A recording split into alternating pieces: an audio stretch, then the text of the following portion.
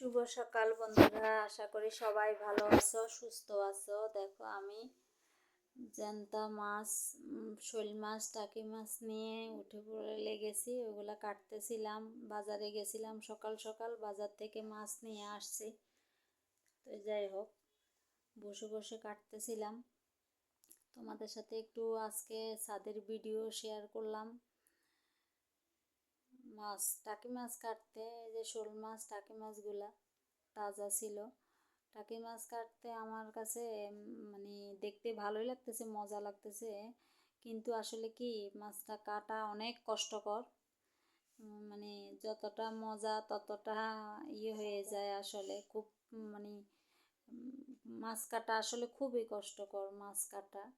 যাই হোক, মাছগুলো উপরে নিয়ে গেছিলাম, ভাবছিলাম যে রোদে বসে কাটবো, কিন্তু আসলে রোদের তাপ ওই মুহূর্তে একটু বেশিই ছিল। তো আমি একটু ছায়া জায়গায় চলে গেছি, কারণ আমার তো মাছ কাটতে অনেকক্ষণ সময় লাগবে, ওই জন্য আমি ছায়াতে বসে বসে কাটতেছিলাম।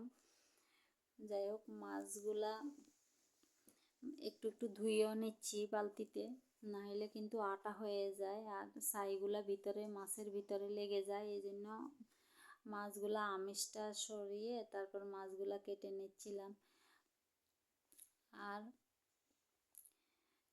তেলাপিয়া মাছ না, মানে পেটের ভিতরে অনেক ময়লা থাকে, এগুলা পরিষ্কার করতেও সময় লাগে। দেখো এর মাঝে মাছ, টাকি মাছগুলা কি লাফাচ্ছে, শোল মাছ, টাকি মাছ সব এদিকে সেদিকে লাফালাফি করে ওরা ছুটতেছিল। আমি ওদেরকে শুধু দৌড়াই দৌড়াই যাই আনতেছিলাম, বুঝছো। মেয়েকে বলতেছিলাম নেওয়ার জন্য, মেয়েও নিতে পারে না।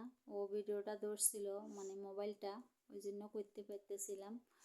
ওরা আসলে মোবাইল ধরতে চায় না, তো ওই জন্য করাও হয় না।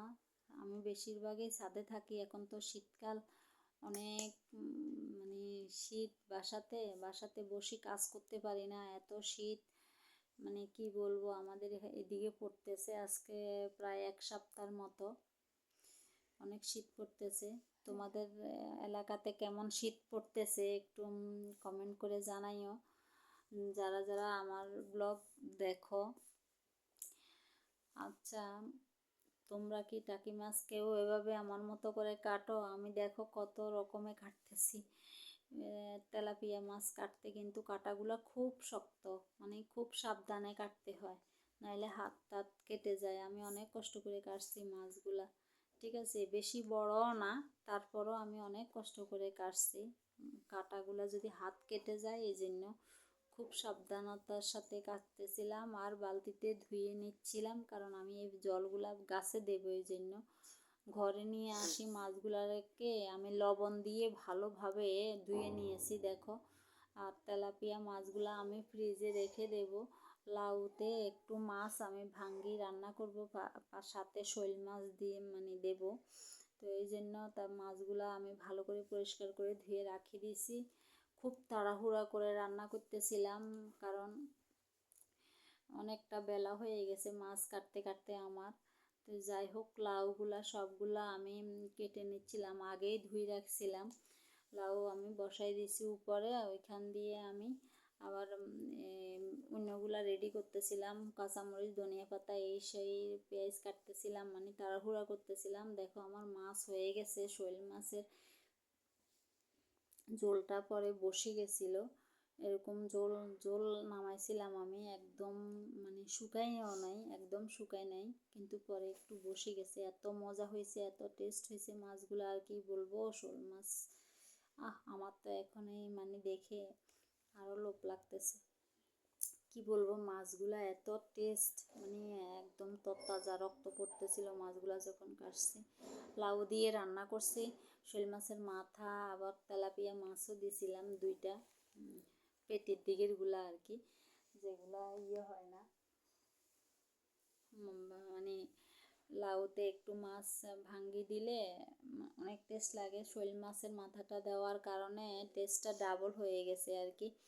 আমি লাউ দিয়েই 1 থালা ভাত খেয়ে নিয়েছি বন্ধুরা। 1 থালা বললে ভুল হবে, আমি পুরো 1 থালা ভাত খাওয়ার পরে আমি আরও 4টাও খাইছি পরে দিই। তোমরা কেউ আবার ভয় পেও না। আমি মানে ভয়েসটা আজকে দিচ্ছিলাম, কিন্তু আমি এত ভাত খাইছি বলার বাইরে। পরে আমি মেয়েদেরকে বলতেছিলাম যে লাউ আর শোল মাছ এত টেস্ট হয়েছে, আর কি বলবো, আমি লাউ দিয়ে পুরো ভাত শেষ হয়ে গেছে।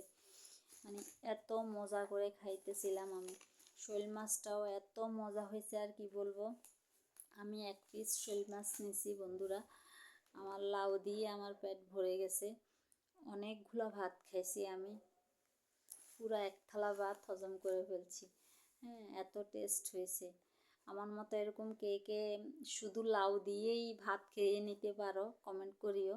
মাছ দিয়ে না খাইলেও চলতো, কিন্তু তারপরও মাছগুলো দেখতে না যেরকম হয়েছে, এটা তো আর রাখা যায় না, ঠিক না? তো এই জন্য মানে খাচ্ছিলাম কষ্ট করে বসে বসে। আর ওরকম কাটাও না, বড় বড়গুলা দেখে দেখে রান্না করছি, ছোটোগুলা রেখে দিছি, যার কারণে মাছের মধ্যে ওইরকম কাটাও ছিল না। আমার বড় মেয়ে কিন্তু শোল মাছ খায়, মানে মাংস, আগের দিনের মাংস রান্না করা ছিল, এই জন্য ও শোল মাছটা আর খায় নাই। ও প্রাইভেটে গেছে তাড়াতাড়ি করে, মানে মাংস দিয়ে ডাল দিয়ে ভাত খেয়ে চলে গেছে। ছোটো মেয়ে কিন্তু শোল মাছ খুব পছন্দ করে, ও স্কুল থেকে আসে কিন্তু শোল মাছ দিয়েই ভাত খাইছে। ওর কাছে খুব ভালো লাগছে, বলতেছে যে মা খুব টেস্ট হয়েছে। আমার কাছেও এত মজা লাগছে, আমি বসে বসে খাচ্ছি আর তোমাদের সাথে শেয়ার করলাম যে মানে লাউ এত মজা হয়েছে আমার, মানে শোল মাছ দিয়ে লাউ দিয়ে, এবং কি শোল মাছ মানে মাথা দিয়ে লাউ দিয়ে, সরি, এবং কি ওই যে শোল মাছের পেঁয়াজ দিয়ে আর কি একটু ঝোল ঝোল, শোল মাছের ঝোল ঝোল, খুব ভালো লাগছে আমার কাছে খেতে। আমি বসে বসে শুধু খাচ্ছি আর খাচ্ছি, এত টেস্ট হয়েছে। আর শীতের মধ্যে সব সবজিই মজা, সব সবজিই ভালো লাগে। একটু কম মশলা দিয়ে আমি লাউ রান্না করছি, বেশি মশলাও দিই না, একটু আদা বাটা, জিরা বাটা, আর হলো কাঁচামরিচ, ধনিয়া পাতা আর শোল মাছ, এটাই দিয়েছিলাম। খুব মজা হয়েছে লাউগুলা। আর হালকা ঝাল হয়েছে, বেশি ঝাল হয় নাই। শোল মাছ খেয়ে কিন্তু আমি খুব জল খাচ্ছিলাম। হ্যাঁ, শোল মাছটা ঝাল হয়েছে, আমার কাছে খুবই ভালো লাগছে। ওই জন্য পুরো লাউটাই আমি, মানে পুরোটা বলা ঠিক হবে না, বেশিরভাগটা খেয়ে ফেলছি, অল্প একটু লাউ ছিল। হ্যাঁ, রাত্রের জন্য একটু রেখে দিছি, রাত্রে যদি খাই তাহলে আর কি, এই জন্য। হ্যাঁ, পুরাটাই নইলে আমি বেশিরভাগটাই খেয়ে নিছি আর কি, যতটুকু পারছি অতটুকু খেয়ে নিছি। হ্যাঁ, তো যাই হোক, আমি তো পুরাটা লাউ রান্না করি নাই, আগে একদিন অর্ধেক রান্না করছিলাম, পরে বাকিটুকু রান্না করছিলাম আর কি। লাউটা বেশ বড় ছিল, তো আমি পুরাটা রান্না করি নাই, যার জন্য যা রান্না করছি তাই বেশিরভাগ অংশ খেয়ে নিছি, অল্প একটু রাখছি। তো যাই হোক, শোল মাছের মানে তোমাদের কাছে কেমন লাগে শোল মাছ জানি না, অনেকে কিন্তু শোল মাছ খায় না, টাকি মাছ, শোল মাছ এগুলা ভালো লাগে না, কিন্তু আমার কাছে বেশ ভালোই লাগে। কোনো এক সময় আমি খেতাম খুব কম, এখন কিন্তু আমি খাই মোটামুটি, আমার কাছে ভালো লাগে খেতে। আর অনেক শক্তি শোল মাছ আর টাকি মাছে, অনেক শক্তি, অনেক পুষ্টি, এবং কি স্বাদও অন্য মাছের থেকে অনেক স্বাদ। যাই হোক, এরপরে সারাদিন মানে অনেক কাজ টাজ সেরে আমি চাউল ভিজাইছিলাম, কিছু আতপ চাল পিঠা খাবো, এই জন্য পিঠা বানাবো। তো যাই হোক, আমি এগুলা কিন্তু ভাত খেয়ে আমি ভাবছিলাম মানে চাউলগুলা ব্লেন্ডার করে নেব, কিন্তু আমি আর শরীরে শক্তি আমার আর দেয় নাই, আমি ভাত খাই উঠতে উঠতে মানে অন্ধকার হয়ে, অন্ধকার হয় নাই, প্রায় অন্ধকার হবে হবে এরকম, একটু পরে আধা ঘন্টা 1 ঘন্টা পরেই তো সূর্য ডুবে গেল। বিকেল, একদম বিকেলবেলায় ভাত খাইছি আমি। তো এরপরে আবার আমি চাউলগুলো রাতে করছি, হ্যাঁ, একটু জিরেছিলাম, সন্ধ্যার দিকে উঠে আর করতে পারি নাই। চাটা চা নাস্তা খাওয়ার পরে আমি একটু রেস্ট নিয়ে তারপর রাতে চাউলগুলাকে ব্লেন্ডার করে নিয়েছি। অনেক অনেক মানে আরও চাউল আছে, ওগুলো করি নাই, মাত্র 1 কেজি চাউল আমি ব্লেন্ডার করছিলাম, একটু পিঠা করব শীতকালে তো পিঠা সবাই খাচ্ছে, তাই আমারও খেতে ইচ্ছে করতেছে। ভাবলাম যে নারিকেল নারিকেল দিয়ে একটু দুধ দিয়ে কি বানানো যায় দেখি, একটু পিঠা করব।